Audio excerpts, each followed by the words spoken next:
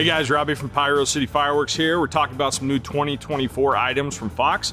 We got a couple new novelty items. First, we got Ducky here. It's a 2-pack, plastic molded. You got fountain that comes out of the top here.